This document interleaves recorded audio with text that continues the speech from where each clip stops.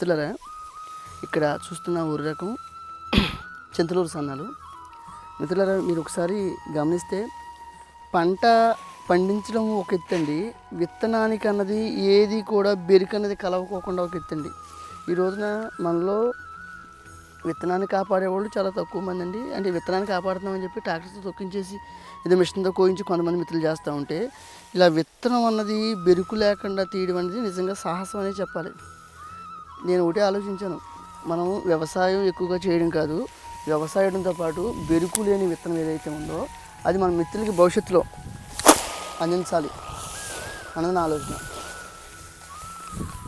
దాని గురించి అని చెప్తే పూర్వం పద్ధతి ఏదైతే ఉందో ఇక్కడ చూస్తే ఎక్కడా కూడా అండి బెరుకు అన్నది లేదు. విత్తనం కూడా ఎంత బాగుందంటే ఇది చూసినప్పుడు నాకు చాలా ఆనందం అండి.